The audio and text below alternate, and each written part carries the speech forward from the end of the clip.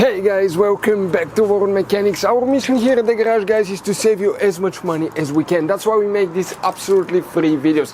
Let's go ahead and start on it now.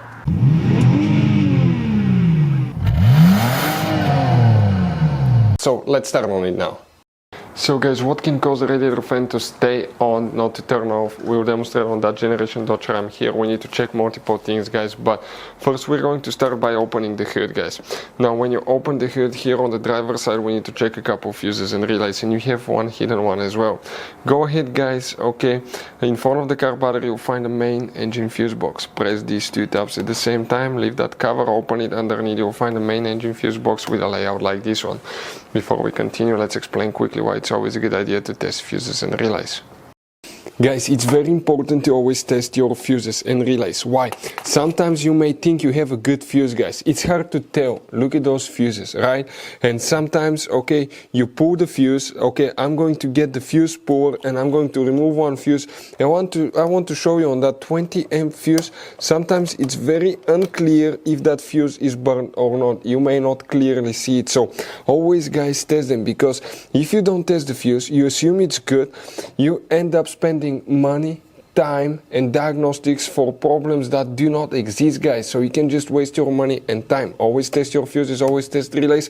We will put links in the description of the video below where you can find, guys, a video for testing a fuse and testing a relay that will explain everything that you need to do. If you guys need to buy any parts, tools for your Dodge Ram, fuses, relays at a really good price, quick shipping, that way you do not waste money and time, we're going to put a link in the description of the video below for your convenience. Please check it out. So here, guys, okay, if the fan stays on, what you need to check, you have a few different fuses, relays. Now, please make sure it's sent to you. Then we want to give you one quick advice, that way you don't end up being stuck in the middle of nowhere like it happened to us. Here you need to check fuse number 1. And you may have fuse number 3, depending on the engine. Sometimes you may need to disconnect these fuses for about a minute, plug them back in, see if that fixes the problem. Some models will have 2 relays, one here and one there. Some may have 0, some may have 1. But if you have a relay that's stuck, guys, okay, stuck open, that can cause the fan not to turn off. We've seen that happen quite often. Some that don't have relays, okay, may actually, guys, have the radiator fan controlled by the computer, so you may need to clear codes if you had a code. Another thing, guys, okay, by the car battery on the positive on the positive terminal, you have some hidden fuses, mega fuses, and here usually the 100 amp fuse is for the fan as well. So disconnect the fuses, guys, okay, for about 1-2 minutes, see if that fixes the problem. Check relays as well.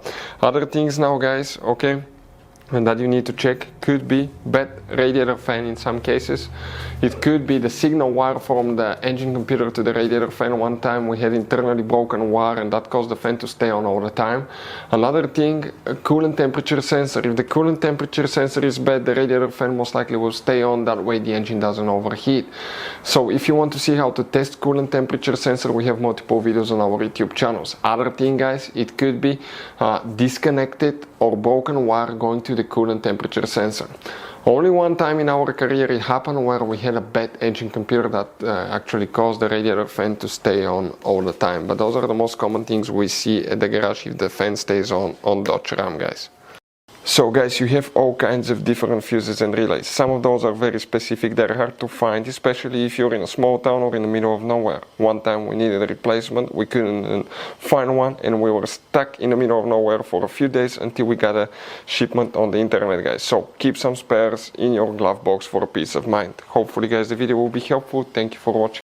Hopefully, guys, the video was helpful. Please do not forget to comment, like, subscribe. That way we can keep making these absolutely free videos. Guys, we have more than 19,000 free repair videos on our YouTube channels that can, guys, save you thousands of dollars in future repairs. Check them out. Thank you guys for watching and see you next time.